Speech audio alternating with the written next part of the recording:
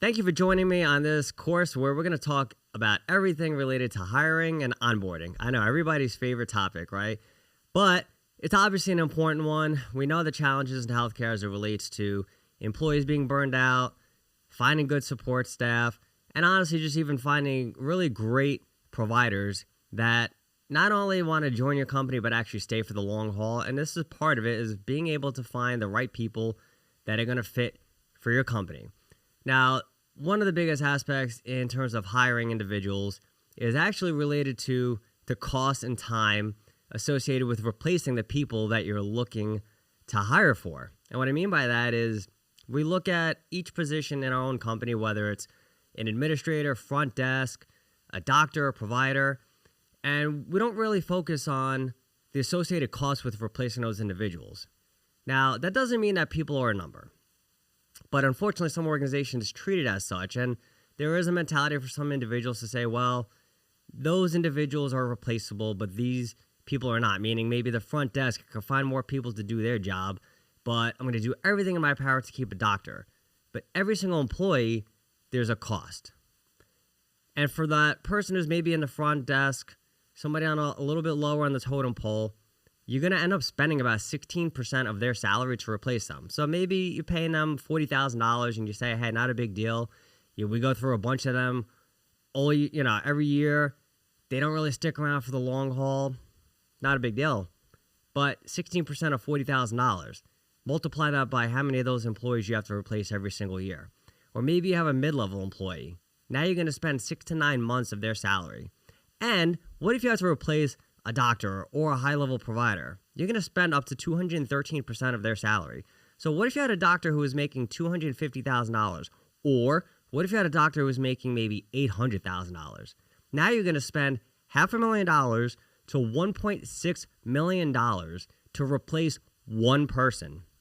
So if we don't think that getting the right person into your company and then doing everything right at the beginning of onboarding them is going to be crucial, this is where a lot of you are just mistaken.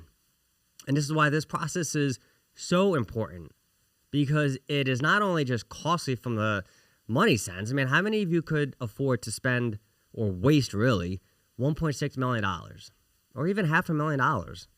And if you're running a practice or you own a practice and you're hearing that, it should probably scare the hell out of you. But then you also have to factor in the time that you have to spend recruiting, the time that you have to spend training. Then you factor in also the lost productivity, right? Because now you have an employee who left, who's picking up the slack. And if you have a team of employees who are already feeling the pressure and are really, maybe they're not burned out, but they're very stressed. Some of them are getting to the point of exhaustion. Now you're compounding that even more by having them pick up the slack. What kind of effect does it have on patient care? Because maybe you have a provider or a doctor who left. Well, who's treating their patients? So if you don't get this right, these are some of the biggest challenges that we're now facing in healthcare. And it's not just a crisis related to burnout. This is just an issue with society as a whole, is that we have to understand that the process of building a culture and keeping employees fulfilled and creating a great culture starts from the very beginning. And this is what we're going to be discussing throughout this course. So excited. Honestly, I love this process. This is something that I used to greatly struggle with. I hired a lot of people who I just shouldn't have, because I didn't know what I was doing. So realistically in life, we could do one of two things when we make mistakes. Dwell on it, feel bad for ourselves, or we can learn from them.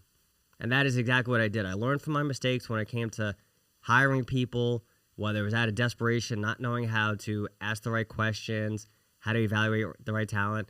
I learned from all of these mistakes, and I ended up building a rock-solid method that enabled me to hire a lot of providers that stayed on for multiple years. It allowed me to hire a lot of support staff that have stayed on for many years, especially positions that typically have a high churn rate, meaning they usually quit and leave the position to do something else relatively quick. So I'm really excited to teach this to you guys because this could be such a game changer for your organization.